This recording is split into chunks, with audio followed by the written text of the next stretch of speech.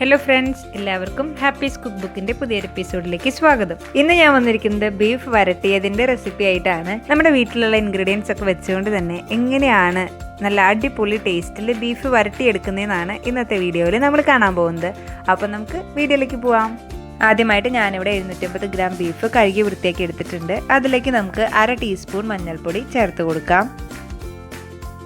അതുപോലെ തന്നെ ബീഫിലേക്ക് ആവശ്യമായിട്ടുള്ള ഉപ്പ് കൂടെ നമുക്ക് ഈ സമയത്ത് ഇതിൽ ചേർത്ത് കൊടുക്കാം. ഇനി ഇതുപോലെ ഒരു പച്ചമുളക് കട്ട് ചെയ്ത് ഞാനിതിലേക്ക് ഇട്ട് കൊടുക്കുന്നുണ്ട്. ഇനി നമുക്ക് എല്ലാം കൂടെ നന്നായിട്ടൊന്ന് കൈ വെച്ച് മിക്സ് ചെയ്ത് കൊടുക്കാം.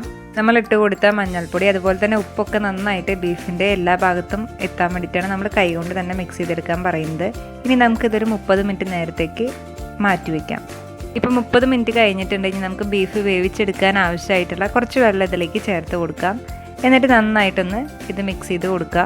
ഓരോ ബീഫിൻ്റെ വേവ് വ്യത്യസ്തമാണ്. അപ്പം ഞാനിവിടെ മീഡിയം ഫ്ലെയിമിൽ 5 വിസിലിട്ടിട്ടാണ് ഇത് വേവിച്ചെടുക്കുന്നത്. അപ്പം നിങ്ങൾ വേവിച്ചെടുക്കുമ്പോൾ എത്ര വിസിലാണെന്ന് വെച്ച് കഴിഞ്ഞാൽ അതനുസരിച്ച് നിങ്ങൾക്ക് ബീഫ് വേവിച്ചെടുക്കാവുന്നതാണ്.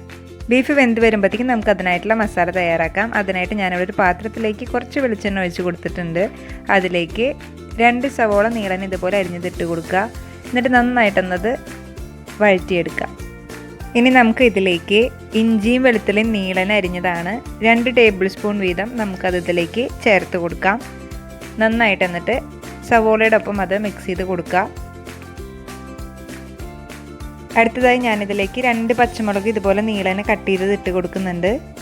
അതുകൂടെ നമുക്കിതിൽ മിക്സ് ചെയ്തെടുക്കാം. കുറച്ച് കറിവേപ്പില കൂടെ നമുക്ക് ഈ ഒരു സമയത്ത് ഇതിലേക്ക് ചേർത്ത് കൊടുക്കാം.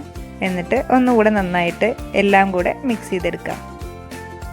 പെട്ടെന്ന് തന്നെ ഇതൊക്കെ വഴന്ന് കിട്ടാൻ വേണ്ടിയിട്ട് നമുക്കിതിലേക്ക് ആവശ്യത്തിന് കുറച്ച് ഉപ്പ് കൂടെ ചേർത്ത് കൊടുക്കാം.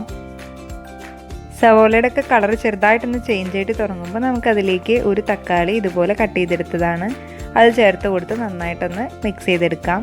ഇപ്പോൾ സവോളയൊക്കെ നല്ല ഗോൾഡൻ ഷെയ്ഡിലേക്ക് വന്നിട്ടുണ്ട്. ഇനി നമുക്കിതിലേക്ക് പൊടികൾ ഓരോന്നായിട്ട് ഇട്ട് കൊടുത്ത് തുടങ്ങാം. ആദ്യമായിട്ട് 1/2 ടീസ്പൂൺ മഞ്ഞൾപ്പൊടി ഞാൻ ചേർത്ത് കൊടുക്കുന്നുണ്ട്.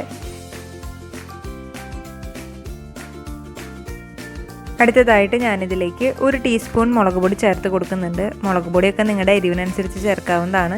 പച്ചമുളക് നമ്മൾ ചേർക്കുന്നുണ്ട്, അപ്പോൾ അതനുസരിച്ചിട്ട് വേണം നമ്മളിവിടെ മുളക് പൊടി ചേർത്ത് കൊടുക്കാൻ. ഇനി നമ്മളിതിലേക്ക് 1 ടീസ്പൂൺ മല്ലിപ്പൊടി കൂടെ ചേർത്ത് കൊടുക്കുന്നുണ്ട്. എന്നിട്ട് എല്ലാം കൂടെ നന്നായിട്ടൊന്ന് മിക്സ് ചെയ്തെടുക്കുക.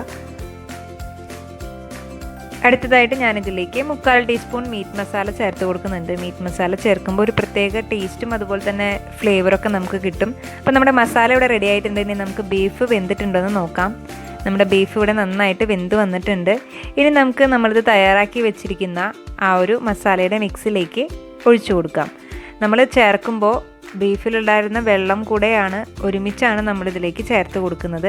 ഇനി ഇതിലുള്ള ഈ വെള്ളം മുഴുവൻ തിളച്ച് വറ്റി ബീഫ് നന്നായിട്ട് വരട്ടിയെടുക്കണം. ഇപ്പോൾ ഇവിടെ ഇത് നന്നായിട്ട് തിളച്ച് വന്ന് തുടങ്ങിയിട്ടുണ്ട്. ഇനി ഇതിൽ കുറച്ചുകൂടെ വെള്ളമൊക്കെ നന്നായിട്ടൊന്നുകൂടെ വറ്റി ആ മസാലയിലൊക്കെ കിടുന്നത് നല്ലപോലെ നമ്മളിനി ഇത് വരട്ടിയെടുക്കണം. നമ്മളിതിലേക്ക് 1/4 ടീസ്പൂൺ കുരുമുളക് പൊടി കൂടെ ചേർത്ത് കൊടുക്കുന്നുണ്ട്. നമ്മൾ കുരുമുളക് പൊടി ചേർക്കുമ്പോൾ ശ്രദ്ധിക്കേണ്ടത് പച്ചമുളക് ചേർക്കുന്നുണ്ട്, അതുപോലെ തന്നെ മുളക് പൊടി ചേർക്കുന്നുണ്ട്. അപ്പോൾ അതൊക്കെ അഡ്ജസ്റ്റ് ചെയ്തിട്ട് വേണം ചേർത്ത് കൊടുക്കാൻ. അപ്പോൾ നമ്മുടെ ബീഫിനോട് നന്നായിട്ട് നമ്മളൊരുവിധം വരട്ടിയെടുത്തിട്ടുണ്ട്. അതിൽ വെള്ളമൊക്കെ നല്ലപോലെ ഇപ്പോൾ വറ്റി വന്നിട്ടുണ്ട്. ഇനി നമുക്കിതിലേക്ക് കുറച്ച് കറിവേപ്പില കൂടെ ചേർത്ത് കൊടുക്കാം. അതുപോലെ തന്നെ 1 ടീസ്പൂൺ പച്ച വെളിച്ചെണ്ണയാണ് ഞാനിതിലേക്ക് ഒഴിച്ചു കൊടുക്കുന്നത്. ഇനി നമുക്കിത് മൂടി വെച്ച് 5 മിനിറ്റ് ലോ ഫ്ലെയിമിലിട്ടൊന്ന് കുക്ക് ചെയ്തെടുക്കാം. ഇപ്പോൾ 5 മിനിറ്റ് കഴിഞ്ഞിട്ടുണ്ട്. നമുക്കിതൊന്ന് തുറന്ന് നോക്കാം. അങ്ങനെ നമ്മുടെ ബീഫ് ഇവിടെ നന്നായിട്ട് നമ്മൾ വരട്ടിയെടുത്തിട്ടുണ്ട്. നല്ല ഡ്രൈ ആയിട്ട് തന്നെ നമുക്ക് ബീഫ് വരട്ടിയത് കിട്ടിയിട്ടുണ്ട്. ഇനി നമുക്കിതൊരു ബൗളിലേക്ക് സെർവ് ചെയ്യാം. അപ്പം നമ്മൾ ഇന്നിവിടെ ബീഫ് എങ്ങനെയാണ് നല്ല ഡ്രൈ ആയിട്ട് വരട്ടിയെടുക്കുന്നതെന്നാണ് കണ്ടത്. അപ്പോൾ ഇതിൽ കുറച്ചുകൂടെ ഗ്രേവി വേണമെന്നുള്ളവർക്ക് നമ്മുടെ ബീഫ് റോസ്റ്റിൻ്റെ റെസിപ്പി ഇട്ടിട്ടുണ്ട്. അത് നിങ്ങൾ കണ്ടിട്ടില്ല എന്നുണ്ടെങ്കിൽ ഡിസ്ക്രിപ്ഷൻ ബോക്സിൽ നിന്ന് ചെക്ക് ചെയ്തേക്കാം. അവിടെ നമ്മളതിൻ്റെ ലിങ്ക് കൊടുത്തിട്ടുണ്ട്. അപ്പോൾ ഇന്നത്തെ ഈ ഒരു ബീഫ് വരട്ടിയതിൻ്റെ റെസിപ്പി നിങ്ങൾക്ക് എല്ലാവർക്കും ഇഷ്ടപ്പെട്ടെന്ന് വിചാരിക്കുന്നു. നിങ്ങൾ തീർച്ചയായിട്ടും ഇതും ട്രൈ ചെയ്ത് നോക്കിയിട്ട് നിങ്ങളുടെ കമൻറ്റ്സ് ഞങ്ങളെ അറിയിക്കുക. അതുപോലെ വീഡിയോ ഇഷ്ടപ്പെട്ടാൽ ലൈക്ക് ചെയ്യുക, ഫാമിലി ഫ്രണ്ട്സായിട്ടൊന്ന് ഷെയർ ചെയ്ത് കൊടുക്കുക. നമ്മുടെ ചാനൽ ആരെങ്കിലും പുതുതായിട്ട് കാണുന്നുണ്ടെങ്കിൽ സബ്സ്ക്രൈബ് ചെയ്യാൻ മറക്കരുത്. സബ്സ്ക്രൈബ് ചെയ്യുമ്പോൾ തൊട്ടപ്പുറത്തുള്ള ബെല്ലൈക്കണിൽ ഓൾ എന്ന് കൂടി പ്രസ് ചെയ്യുക. അടുത്ത ദിവസം മറ്റൊരു വ്യത്യസ്ത റെസിപ്പിയുമായിട്ട് നമുക്ക് വീണ്ടും കാണാം. താങ്ക്